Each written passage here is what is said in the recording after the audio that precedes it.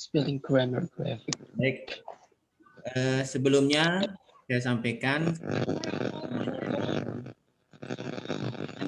ya, biar tidak ribut.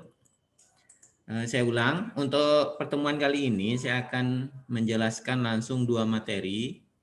Materi pertemuan ke-6 dan materi pertemuan yang ke-7. Karena minggu depan, tanggal 5 Oktober, saya tidak bisa menjelaskan lewat daring, di mana materi ke-7 itu sangat penting bagi adik-adik mahasiswa khususnya yang akan nanti bermanfaat saat buat skripsi. Jadi materi yang ke-7 itu tentang bagaimana membuat daftar isi otomatis, daftar tabel otomatis, daftar gambar otomatis, kemudian buat daftar pustaka secara otomatis, dan seterusnya. Sangat penting materi pertemuan 7, tapi karena tanggal 5 Oktober saya tidak bisa jelaskan lewat Zoom, jadinya saya gabung untuk hari ini. Dan saya ingatkan, ini sekarang sudah pertemuan ke-6 dan pertemuan ke-7. Artinya pertemuan ke-8 itu kalau tidak salah tanggal sekitar tanggal 12 Desember kita sudah ujian tengah semester, pertemuan yang ke-8. Oke, tanpa panjang lebar, saya langsung saja. Sebentar dulu. Jadi materi kita hari ini di pertemuan ke-6 itu ada kalau tidak salah 4 pokok bahasan ya. Mulai dari spelling and grammar, kemudian graphic smart, style, dan mile merge. Tapi yang akan saya jelaskan yaitu poin nomor 4. Ini yang paling penting. Sedangkan spelling dan grammar, kemudian graphic smart dan style nanti saya akan jelaskan sekilas saja. Ya. Tapi yang paling penting adalah mile merge-nya. Apa itu mile merge? Mile merge itu salah satu fasilitas yang ada di Microsoft Word ya, yang difungsikan untuk membuat surat secara massal. Maksudnya gini, kita ingin kirim surat, satu surat yang sama ke banyak tujuan. Tujuannya misalnya ke 100 penerima atau 1000 penerima, terserah. Kan tidak mungkin kita buat file Word sebanyak 1000 file. Jadi cukup Word-nya cuma satu, suratnya cuma satu, nanti penerimanya kita simpan dalam bentuk Microsoft Excel. Nah, waktunya tak, tinggal di print sekali, otomatis 1000 surat akan tercetak. Itu mile merge. Nah, untuk bahan praktikum, silahkan nanti download S5C mile merge practice dan yang tipenya Microsoft Word ya, dan S5C mile merge practice yang bentuknya Excel. Jadi ada dua file yang dibutuhkan. Saya langsung aja buka di kelas daringnya di pertemuan yang ke-6.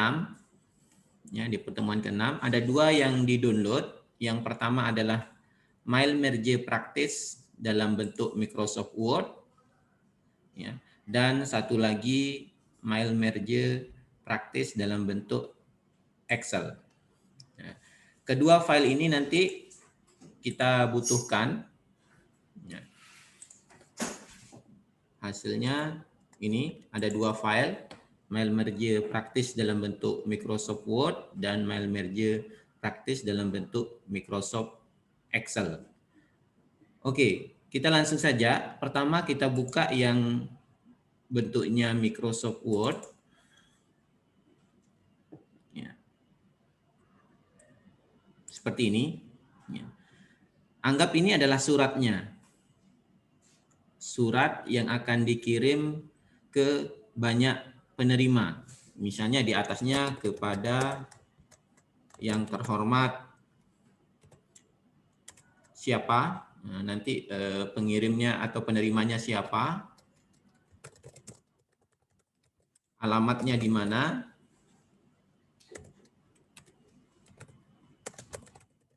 Anggap saja seperti ini. Nah, isi suratnya yang ini itu kan sama. Yang berbeda adalah kepada siapa. Misalnya tujuannya ada 1000. Atau kalau di contoh ini, kita buka file Excel-nya.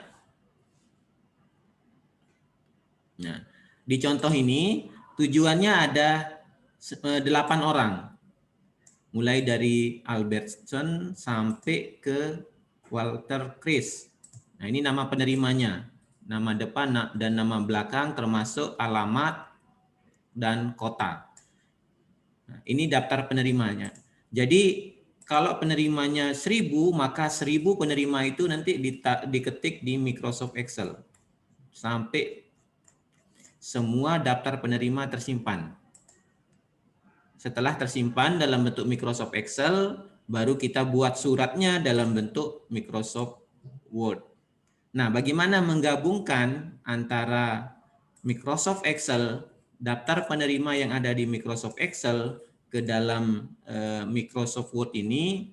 Nah, itulah manfaat dari Mail Merge di Microsoft Word. Bagaimana caranya? Nah, ini saya hapus dulu. Pertama, di menu paling atas, ya, di sini ada menu mailing. Ya, ada menu mailing.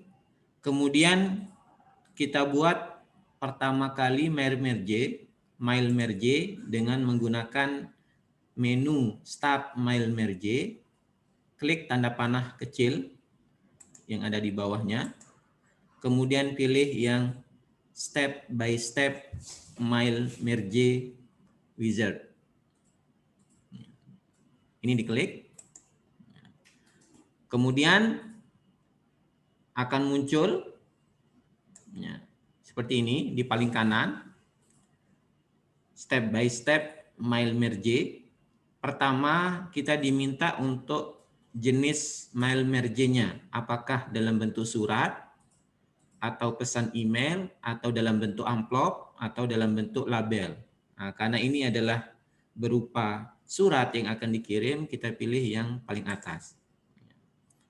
Kemudian di paling bawah, di sini ada step by step-nya. Kebetulan di sini step 1 dari 6 step yang akan kita lewati. Oke, klik next. Jadi langkah pertama, pilih jenis suratnya, kemudian klik next. Setelah itu, kita masuk ke step yang kedua, saya perbesar.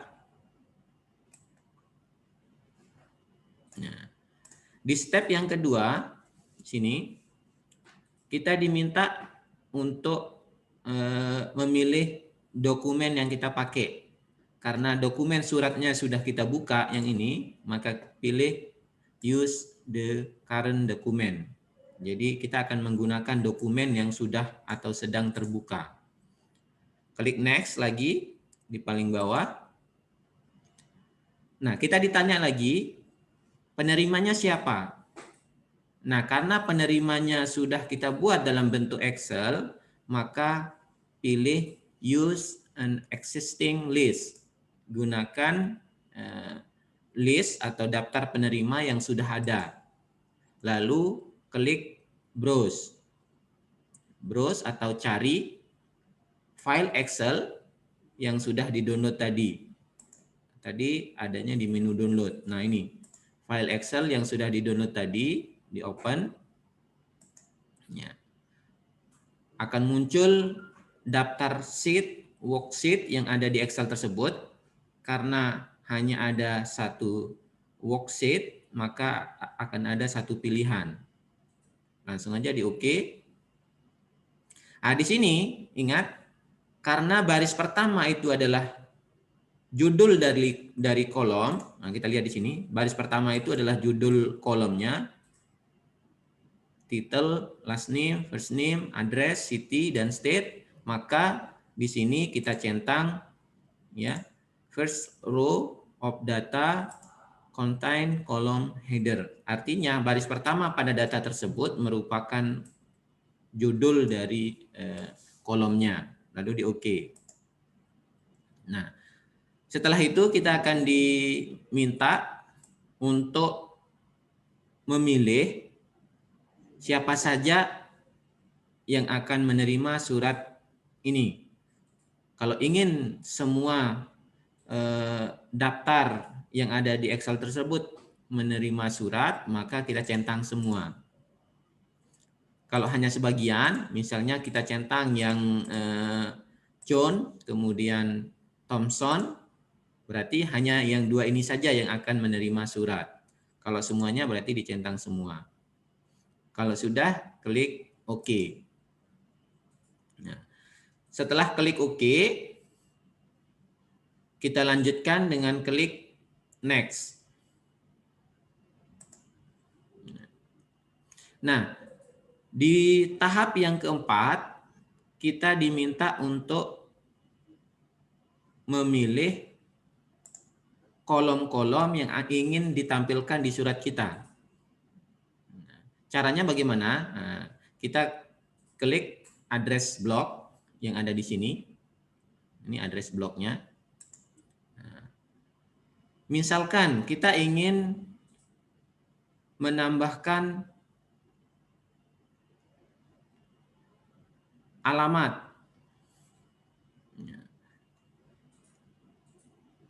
Nah, di sini di bagian partisipan ada banyak pilihannya. Joshua, ini adalah nama-nama yang ada di data Excel tadi. Ya, kalau semisalnya kita ingin pilih formatnya adalah yang ini, klik OK, ya, maka akan muncul address block di sebelah kiri, sesuai dengan format yang tadi. Nah, saya ulang, nah, klik di bagian address block, kemudian kita diminta untuk memilih formatnya. Di sini formatnya adalah title diikuti dengan nama depan, nama belakang, dan ada tambahan JR-nya. Ini format yang pertama. Format yang kedua, cukup dengan nama depan saja, misalnya bisa, atau nama lengkapnya, terserah. Nah, itu kalau kita ingin menggunakan format yang sudah ada. Tetapi kalau kita ingin membuat format sendiri, ya, kita tidak perlu menggunakan address block yang ada di sini. Kita gunakan insert merge field yang ada di menu paling atas. Nah, di sini. Nah, contoh, kepada yang terhormat, kita akan memasukkan nama lengkap yang terhormatnya di bawah, ya. Misalnya yang terhormat, kemudian kita tambahkan nama depan. Nah, di sini ada pilihan last name. Nama kolom-kolom yang ini 2, 4, 6, 6 kolom ini sesuai dengan kolom yang ada di Excel. Title, last name, first name, address, city, dan state. Nah, begitu juga yang akan muncul di bagian insert field, merge field. Misalnya yang terhormat, nama depan, diikuti, kita spasi, insert lagi, oh sorry, itu nama belakang, ya. Kita hapus nama depannya dulu, first name, diikuti dengan nama belakang, insert last name-nya. Kepada yang terhormat, misalnya Tuan siapa, di enter. Alamatnya, nah, kita tambahkan lagi, insert field address. Di enter, di tempatnya, berarti kotanya. Nah, jadi nanti surat yang pertama, kepada yang terhormat, nama depan, nama belakang, alamat, dan kota. Ini format suratnya. Nah, bagaimana menampilkan? Klik preview result. Nah, seperti ini. Hasilnya adalah yang terhormat Shannon Thompson. Ini adalah baris yang ketujuh. Kalau mau lihat baris yang pertama, ya tinggal diklik di sini. Ini baris pertama, Kathy Albertson. penerima kedua Michael Brennan, sesuai dengan data yang ada di Excel sini. Michael Brennan. Penerima yang ketiga William Davis. Maka di sini penerima yang ketiganya adalah William Davis. Nah, jadi tinggal di print. Data yang pertama print, Ctrl P ya untuk ngeprint, cetak. Ini kalau mau print satu-satu. Penerima yang kedua di next. Ya, penerima kedua di print. Nah, penerima yang ketiga preview di print. Jadi otomatis satu surat ini yang berubah adalah penerimanya saja. Itu yang disebut sebagai mailing merge. Nah, kalau ingin di print seluruhnya, misalnya 7 alamat ini langsung di print secara keseluruhan, bisa klik finish and merge. Nah, di sini ada pilihan, apakah kita mau menyimpan dalam bentuk dokumen atau mau ngeprint. Kalau mau ngeprint berarti kita pilih yang print dokumen. Nah, yang kita ingin print data nomor berapa sampai berapa? Atau mau print semua. Begitu kita klik OK dengan pilihan all, maka semua data yang ada di Excel ini, ada 8, akan tercetak suratnya. Begitu kita OK, maka semua akan tercetak di printer. Jadi tidak perlu lagi kita ngeprint satu-satu. Print. Nah, tapi cukup dengan klik finish and merge, kemudian print dokumen. Atau finish and merge simpan dalam bentuk dokumen. Ya, hasilnya nanti seperti ini. Ini surat yang pertama, di bawahnya ada surat yang kedua, ketiga, keempat, dan seterusnya sampai dengan surat yang ketujuh. Nah, itu tentang mail merge. Berikutnya, bagaimana kalau ada penambahan daftar penerima? Nah, kalau ada penambahan daftar penerima, cukup taruh atau isi di Excel-nya. Misalnya data yang ke-10, master. Nama depan, nama belakang, Arya Gunawan, Jalan Lamboyan misalnya. Kota Mataram. Provinsi NTB misalnya. Semua data penerima ditaruh di Excel-nya.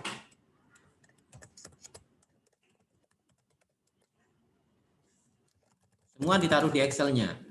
Begitu ditaruh di Excel-nya, disimpan, kita save di Excel-nya, maka di Microsoft Word-nya, ya, di sini, ya, otomatis akan muncul data yang ke-4, ke-5, ke-6, ke-7, ke-8, ya. Kita refresh dulu.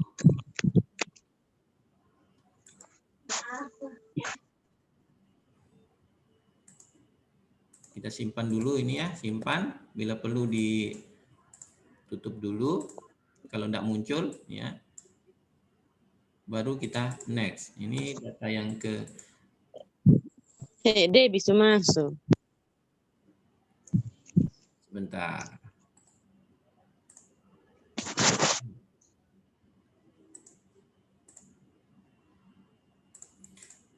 Kalau dia tidak muncul setelah kita tambah tadi, berarti kita perlu set ulang. Ya.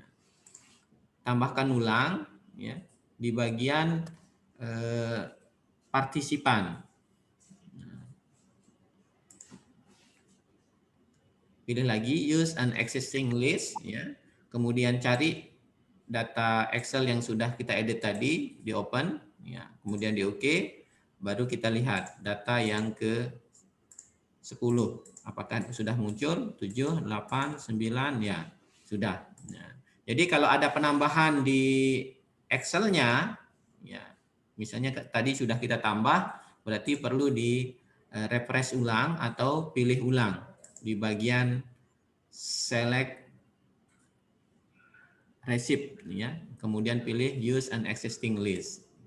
Kemudian cari file Excel yang sudah diedit tadi, di open, ya, lalu di OK, baru bisa muncul ya, penerimanya yang sudah kita tambah tadi. Ya. Oke, itu terkait dengan mail merge. Berikutnya, sebentar, aduh ini saya lupa.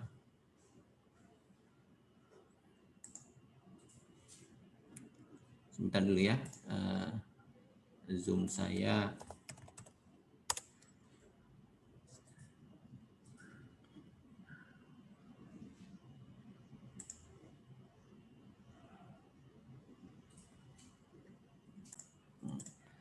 Itu terkait tentang mail merge, materi yang ke-6.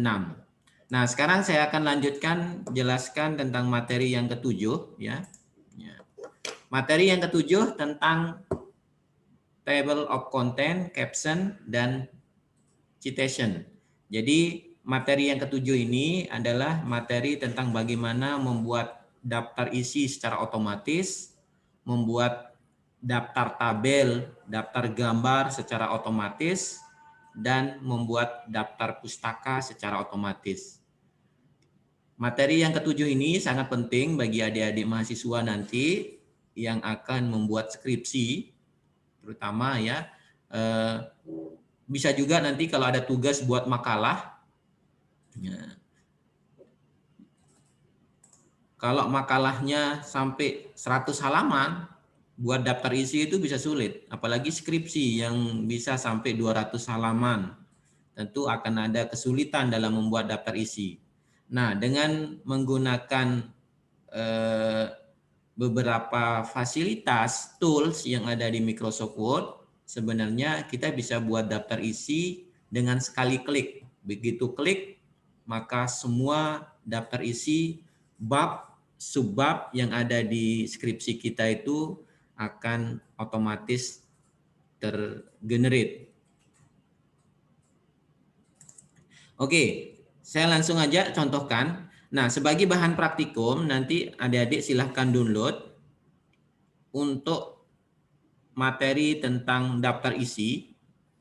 Nah, saya bukakan materi pertemuan ke-7-nya dulu. Ya.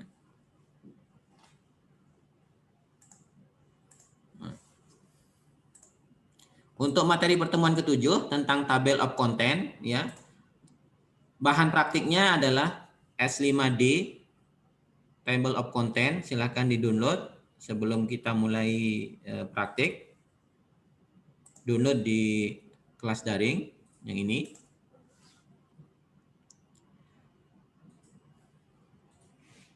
Kemudian silakan dibuka. Nah. Oke, di sini contohnya, misalkan kita punya skripsi, daftar isinya saat ini masih kosong. Nah, kemudian kita sudah punya bab 1, pendahuluan. Kemudian ada subbab A, B, C, D, rumusan masalah, dan seterusnya. Ada juga bab 2, landasan teori, dan seterusnya. Sampai dengan anggap saja bab yang ke-5. Nah, ini contoh hanya 4 halaman. Tapi bagaimana nanti kalau benar-benar skripsi yang sudah 200 halaman? Kalau buat daftar isi diketik secara manual, nah diketik bab 1, kemudian di tab dan seterusnya, itu sangat lama. Butuh waktu sampai 1 jaman untuk hanya sekedar buat daftar isi. Nah, di Microsoft Word, khususnya Microsoft Word 2016, itu sudah ada fasilitas tools yang mempermudah kita dalam membuat daftar isi. Toolsnya di mana? Di menu reference. Nah, di menu reference di sini, di pojok kanan atas, ya, ada menu yang namanya table of content. Nah, ini adalah menu yang digunakan untuk membuat daftar isi secara otomatis. Nah, formatnya ada banyak. ada heading 1, heading 2-nya masuk ke dalam, heading 3-nya masuk ke dalam, ada juga yang format-format yang lain. Nah, sebelum menggunakan format ini, ya, sebelum menggunakan menu table of content, kita perlu atur dulu. Jadi langkah pertama untuk membuat daftar isi adalah menambahkan level ya, di setiap bab. Contoh, bab 1 pendahuluan. Ini kita tambahkan levelnya di sini, di atas. Ya, di atas. Ya. Saya ulang, sepertinya tadi koneksi lambat. Pertama, kita harus tambahkan levelnya. Misalnya untuk bab 1 ini kita atur sebagai level 1. Nah, bab 1-nya sebagai level 1. Kemudian subbab A kita masukkan sebagai level 2. Ya. Seperti ini. Nah, kalau tulisannya berubah bisa kita atur, ubah ulang supaya sesuai format ya. Misalnya kita ubah Times New Roman jenisnya, size-nya 12, untuk warnanya automatic ya. Kemudian untuk penomorannya misalnya menggunakan A. Nah. Ini untuk level yang kedua. Ya. Nah, untuk berikutnya, ini kan seharusnya mengikuti yang atasnya akan menjadi B. Ini A, ini B. Ini juga level 2. Supaya kalau sekarang kita tambahkan level 2, maka dia akan tetap warna biru. Begitu juga yang ini, kalau kita tambahkan level 2 akan berwarna biru. Nah, agar level kedua ini, tujuan penelitian dan latar belakang masalah, mengikuti format yang ada di atas, ya, itulah fungsi dari style. Nah, di materi pertemuan yang ke-6 tentang style di sini di atas, ya, ada style, ada heading 1, heading 2 dan seterusnya. Ya, style ini berfungsi untuk mempermudah kita menggunakan format yang sudah kita atur. Contoh, untuk heading 2 ya, akan mengikuti style yang ada di sini. Maka klik baris atau sub bab alasan pemilihan judul ya, kemudian klik kanan di heading 2, kemudian pilih update. Artinya untuk heading 2 ini akan mengikuti format yang ada di sini. Maka secara otomatis B, C tadi mengikuti. Saya ulang. Perhatikan di sini, saya perbesar ya. Untuk tujuan penelitian latar belakang, dia menggunakan heading 2. Heading 2. Atau kalau di sini kita gunakan level 2. Begitu juga dengan nomor A. Di sini juga menggunakan level 2, tapi tadi sudah kita atur formatnya. Supaya B dan C ini mengikuti format yang A, maka kita perlu atur stylenya.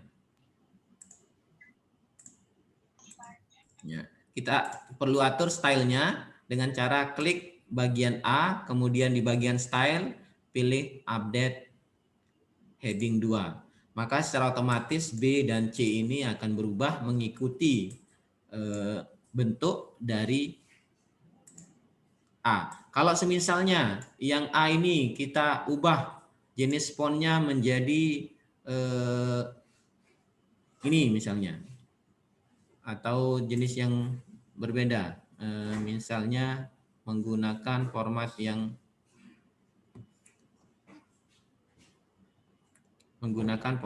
berbeda, misalnya ini, ya.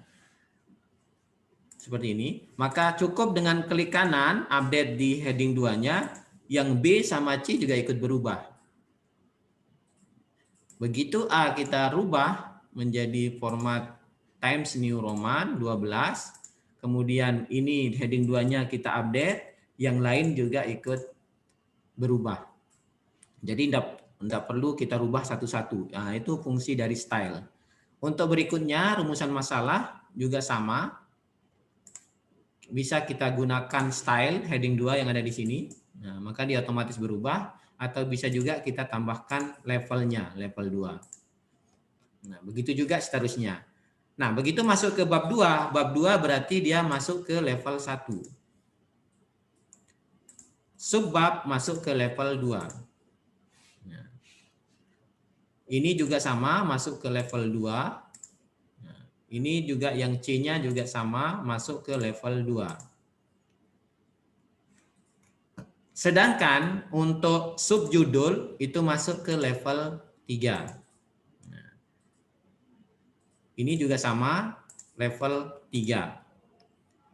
Supaya kelihatan perubahannya, bisa kita munculkan navigation pane. Di bagian view navigation pane. Nah, bisa kita lihat di sini. Level 2 ini adalah subjudul level 3. Yang ini kita tambah level 3. Maka secara otomatis di sini akan muncul level 3. Yang B adalah level 2. Yang nomor 1 kita set menjadi level 3. Nah, ini akan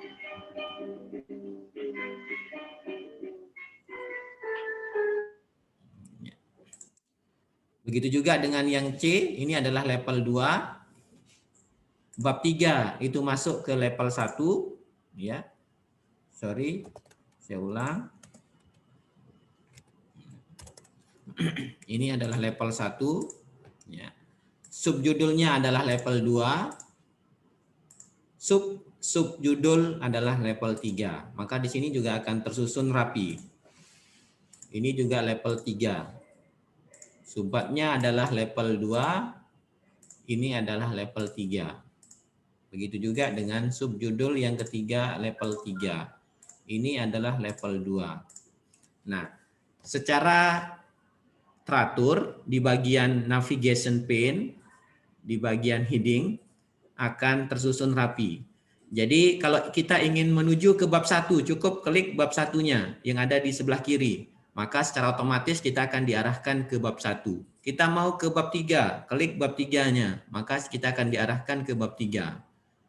Klik tujuan penelitian, maka kita akan diarahkan ke tujuan penelitian. Jadi kita tidak perlu lagi scroll atas bawah seperti ini. Kalau halamannya 1000, wah itu sangat susah scroll down seperti ini. Nah, itu fungsi navigation tambahan. Nah, setelah kita atur level-level tadi di bagian level yang ini, level 1, 2, 3 dan seterusnya, sekarang tugas kita membuat daftar isi.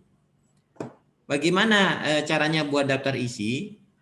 Syarat supaya daftar isi bisa dibuat secara otomatis, yaitu pastikan di bagian navigation pane tersusun rapi seperti ini. Sesuai dengan babnya. Bab 1, bab 2, bab 3. Di dalam bab 1 ada subbab A, B, C, D. Begitu juga di dalam bab 2 ada subbab A, B, C, dan D. Nah, sampai E di sini. Nah, di A ada subbab lagi. Kalau sudah tersusun rapi seperti ini di bagian navigation pane yang bisa dimunculkan lewat view kemudian navigation pane ada di sini ya. Bisa dimunculkan, bisa juga disembunyikan. Setelah tersusun rapi seperti ini, sekarang kita buatkan daftar isi menggunakan table of content. Misalnya format yang ini. Begitu kita klik, maka daftar isinya akan dibuat secara otomatis seperti ini. Bab 1, landasan teori, bab 2, bab 3, dan seterusnya. Tinggal diatur formatnya apakah mau di bold atau tidak. Kalau mau di bold, ya silahkan di bold. Kalau tidak, berarti tidak perlu di boldkan. Ya. Nanti akan otomatis mengikuti format yang lain. Nah, bagaimana kalau terjadi ada perubahan nomor? Misalnya, nah, di sini udah banyak tulisan, kemudian nomornya nanti berubah. Ya. Tadi yang seharusnya nomor 2 berubah menjadi nomor 3. tidak perlu di create ulang lagi, cukup dengan mengklik update. Nah, contoh, tadi kan tujuan penelitian ini sudah berubah nomornya ke 3, cukup dengan update, ya. Kemudian update take number only, oke, maka tujuan penelitian, latar belakang masalah akan berubah menjadi 3. Begitu ada perubahan nomor halaman di sini, ya, ada perubahan nomor, maka secara otomatis juga daftar isinya akan berubah sesuai dengan nomor yang ada di sana. Ya, itu cara membuat daftar isi secara otomatis. Tidak perlu lagi klik membuat satu-satu. Ada catatan di sini, ya, untuk membuat daftar isi bisa otomatis seperti ini. Sekali lagi, pastikan di bagian navigation pane untuk masing-masing bab sudah tersusun rapi seperti ini. Bab 1, 2, 3. Begitu ada penambahan bab yang keempat, misalnya di bagian terakhir, ada bab yang keempat tentang pengembangan misalnya, dan ada juga bab yang kelima tentang kesimpulan. Nah, cukup dengan menambahkan levelnya saja, yaitu level 1 untuk babnya. Begitu juga ini, level 1, 4, 5. Di dalam bab ini misalnya ada subbab lagi. Misalnya A, apa, B, apa, C, apa. Nah, yang A, B, C ini kita atur menjadi level 2. Ini level 2. Ini juga level 2. Begitu juga dengan bab 5 kalau ada penambahan. Misalnya di bab 5 kesimpulan ada subbabnya lagi. Di paling bawah misalnya untuk kesimpulan dan penutup misalnya ini juga kita atur levelnya ke level 2. Ini juga ke level 2. Nah, kalau nomornya otomatis seperti ini bisa dimulai dengan A. Jika sudah seperti ini, daftar isinya cukup diupdate. Nah, ini kan masih sampai dengan bab 3 daftar isinya. Cukup dengan klik update, update entry, ya, kemudian di OK, maka bab 4, bab 5 yang sudah kita tambahkan tadi otomatis akan bertambah. Nah, itu daftar isi. Oke. Berikutnya tentang daftar gambar. Saya selesaikan dulu materinya, nanti kalau ada pertanyaan dicatat aja dulu, ya. Saya selesaikan sampai buat daftar pustaka. Berikutnya daftar gambar. Bagaimana kalau di sini ada gambar? Misalnya ada gambar apa ya? Sebentar.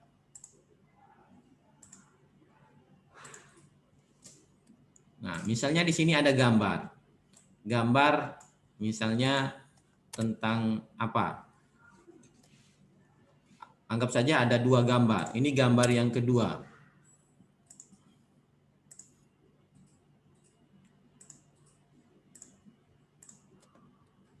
Kemudian juga nanti di bab kedua ada juga gambar. Ya, picture, insert. Nah, jadi di sini saya contohkan ada 3 gambar.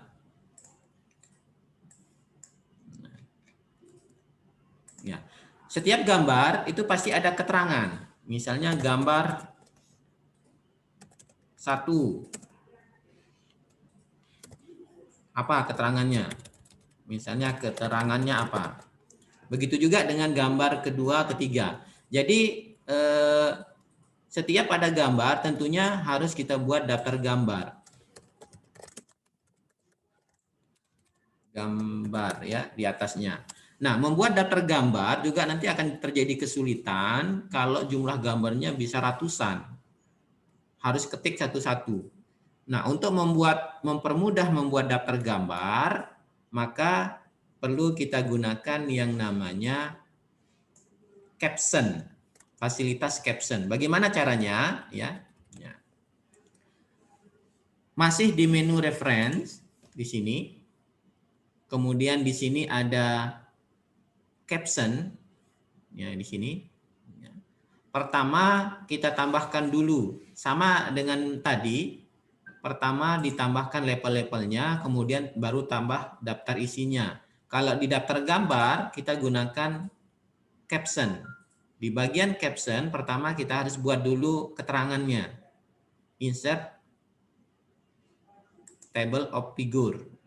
Saya ulang, insert table of figure.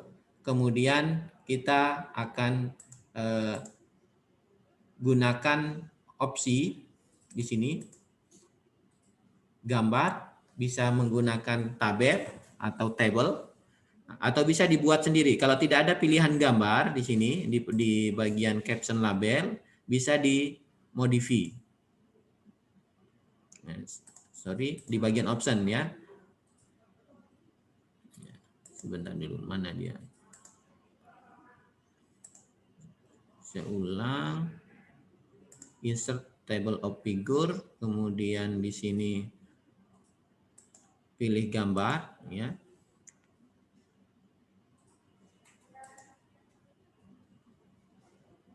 Ya, pilih gambar atau figur atau apa namanya nanti terserah, misalnya tabel atau gambar. Kalau tabel, kalau gambar pilih gambar. Kemudian klik OK. Sebentar, ini kenapa enggak bisa? Saya ulang. Oh iya, ini dia, sorry. Kita gunakan insert caption ya. Nah, saya ulang. Untuk menambahkan keterangan bagian insert caption, di sini pilih gambar. Kalau tidak ada pilihan gambar, bisa dengan mengklik new label. Misalnya picture atau gambar. Ini labelnya. Kemudian klik OK. Itu kalau tidak ada. Saya ulang. Ya. Nah, di sini kan tidak ada pilihan gambar. Biasanya tidak ada. Kalau belum dibuat biasanya tidak ada. Nah, kalau tidak ada pilihan gambar di sini, klik new label, kemudian ketik gambar, ya, oke. Nah, sehingga ada pilihan gambar, lalu klik OK. Nah, maka di sini akan ada keterangan gambar 1, keterangannya apa? Mau rata tengah, rata kiri, silahkan atur. Ya. Itu untuk gambar 1. Untuk gambar keduanya juga sama. Di tengah, insert caption. Ini untuk gambar yang kedua. Keterangannya apa? Untuk gambar yang ketiga, juga sama. Insert caption. Gambar yang ketiga. Keterangannya apa? Rata tengah. Nah, begitu ada tambahan gambar di antara gambar kedua dan ketiga, di sini ketiga, ada tambahan gambar, misalnya kita tambah gambar lagi 1. Anggap saja ini ada gambar yang ketiga, ya. Kita perkecil. Sama di bagian referen, ya. Kita insert caption, gambar ketiga, keterangannya apa, maka secara otomatis keterangan yang di bawahnya akan berubah. Tidak perlu kita edit secara manual lagi. Jadi begitu ada penambahan atau pengurangan gambar, secara otomatis nomor gambarnya juga akan berubah. Nah, jadi ada gambar yang pertama, gambar yang kedua, gambar yang ketiga, ya. dan gambar yang keempat. Anggap aja kita memiliki 4 gambar. Nah, setelah kita menambahkan caption tadi, gambar, maka kita buatkan daftar isinya di paling atas. Daftar gambar. Caranya, klik preference, kemudian insert table of figure. Tadi yang gambar, lalu di OK. Maka secara otomatis daftar gambar yang tadi otomatis terisi.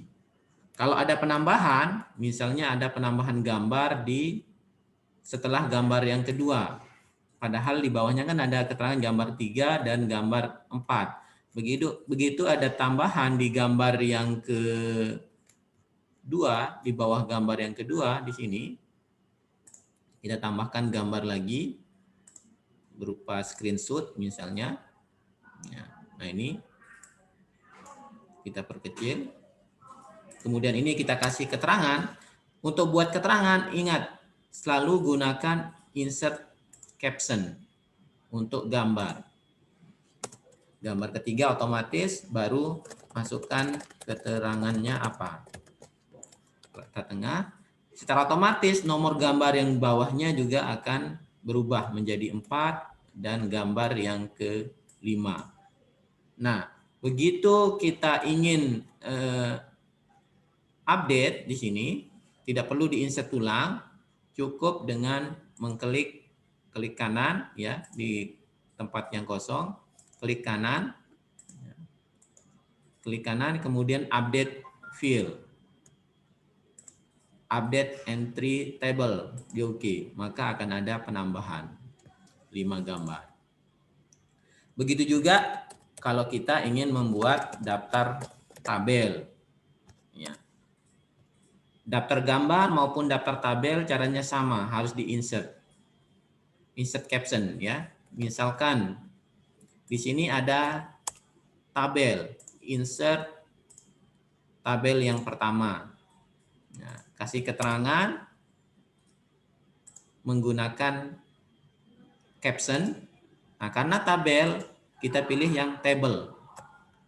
Ini berbahasa Inggris, kalau mau berbahasa Indonesia berarti buat label baru, namanya tabel. Oke, ada pilihan tabel 1.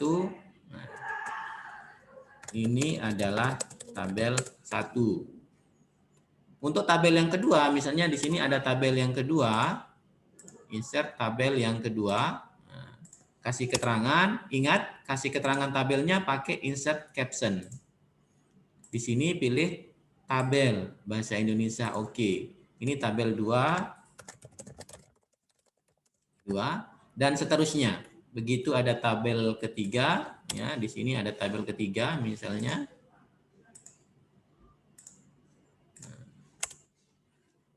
Tambahkan keterangan dengan menggunakan perintah insert caption. Oke. Ini adalah tabel 3. Nah, setelah buat keterangan tabel 1, tabel 2, tabel 3, buat daftar tabelnya juga tidak perlu diketik satu-satu, cukup dengan menggunakan perintah insert table of figure, pilih yang jenisnya tabel. Kalau tadi gambar, sekarang di sini tabel. Lalu di OK. Maka secara otomatis akan dibuatkan daftar tabelnya. Kalau ada penambahan tabel di antara tabel 1 dengan tabel kedua ini ada tabel lagi, misalnya di sini ada tabel tambahan ya. Kasih keterangan, ingat buat keterangannya menggunakan perintah insert caption. Ini adalah tabel tambahan. Ya. Secara otomatis tabel 2 yang ada di sini tadi nomornya akan berubah menjadi tabel 3. Begitu juga tabel 3 tadi akan berubah nomornya menjadi tabel 4 yang sebelumnya tabel 3. Kemudian di bagian daftar tabel kita update. Klik kanan kemudian update field entry table. Maka akan ada tambahan. Tidak perlu diketik satu-satu. Ya, itu cara membuat daftar isi secara otomatis, kemudian daftar gambar dan daftar tabel. Yang terakhir adalah bagaimana membuat daftar pustaka secara otomatis. Ya. Untuk daftar pustaka ya, secara otomatis, misalnya saya gunakan ini aja. Ya. Misalnya kita akan buat daftar pustaka di paling bawah. Ya. Di sini daftar pustaka. Nah, untuk membuat daftar pustaka secara otomatis, tentunya pustaka tersebut harus digunakan di setiap bab. Baru bisa muncul di sana. Misalnya di bab 1. Ya. Kita akan nambahkan pustaka. Contoh di sini, sebentar saya downloadkan contoh daftar pustakanya dulu yang akan kita input.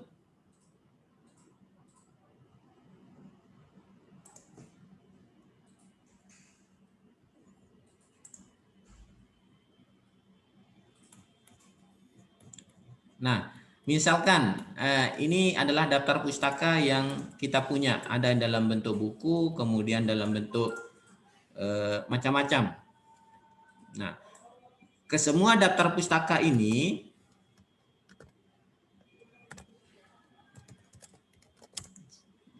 saya ambilkan contohnya dulu.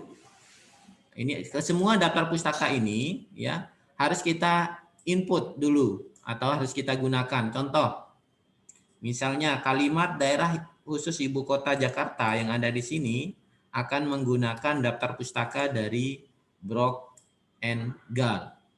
Nah, judul yang ini harus kita tambahkan terlebih dahulu di bagian insert citation. Nah, di sini.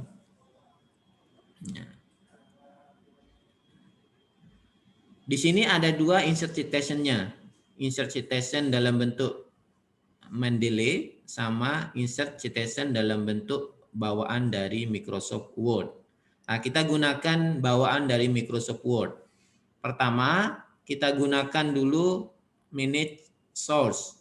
Nah, manage source ini adalah daftar buku yang kita gunakan. Nah, di sini sudah banyak yang saya tambahkan. Ada Brock and Gall, kemudian ada Azura Ayu, dan seterusnya.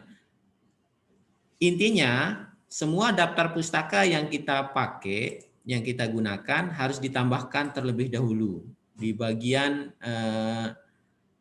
manage source. Setelah itu kita buat baru. Misalkan judul bukunya, pengarangnya adalah saya. Judul bukunya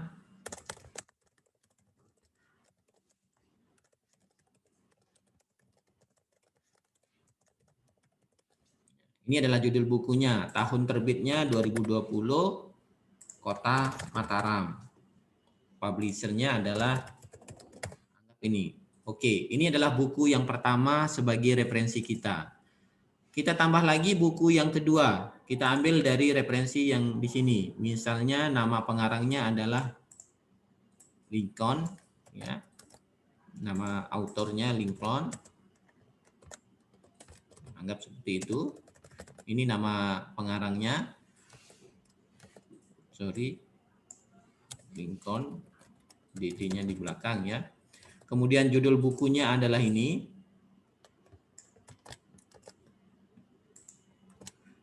Tahunnya adalah 2009.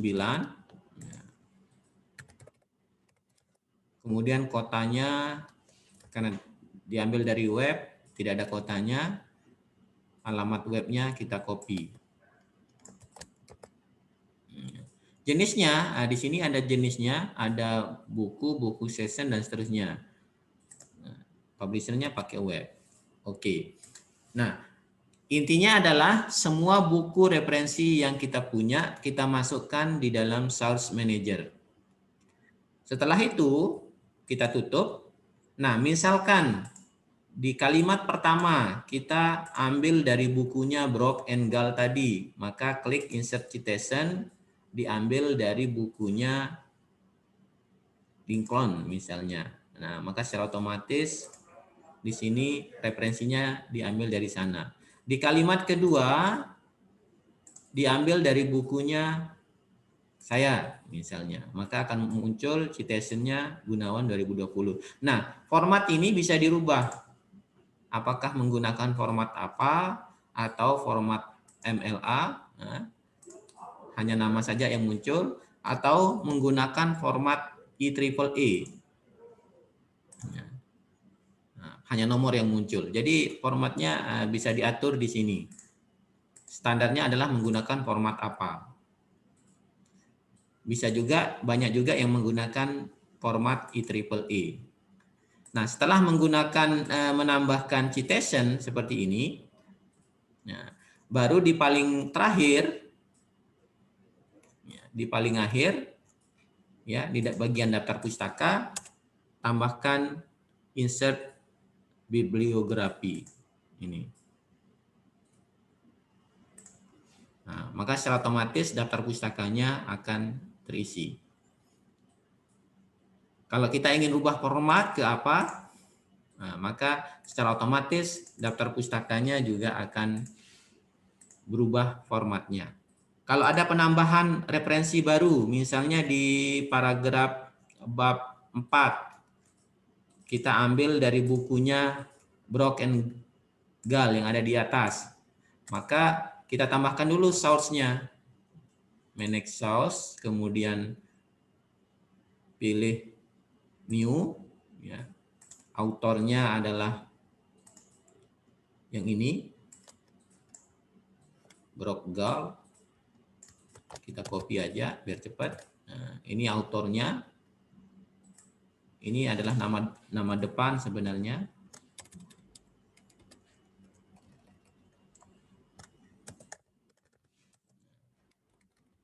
Dan ini adalah nama belakang. Pisahkan dengan titik koma.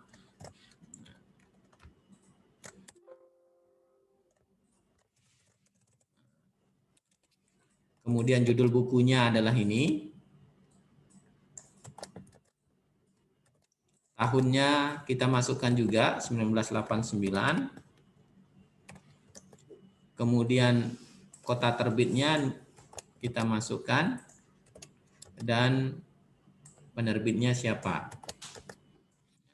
Jadi kita masukkan dulu di bagian source, oke, close. Setelah itu kita insert citation. Misalnya di kalimat ini kita ambil dari bukunya Brock and Gall. Nah, seperti ini. Setelah kita tambahkan di bagian daftar pustaka, cukup diupdate, klik kanan, update, maka secara otomatis Brock and Gall tadi akan ditambahkan. Ya. Misalnya mau ganti format ke IEEE juga bisa, atau format yang apa juga tidak masalah. Oke, itu cara menambahkan daftar pustaka secara otomatis. Ya, untuk materi kita sampai di situ. Jadi sangat banyak yang saya sudah jelaskan. Yang pertama tadi tentang mail merge, kemudian bagaimana membuat daftar pustaka secara otomatis, daftar tabel secara otomatis, daftar gambar secara otomatis, dan daftar pustaka secara otomatis.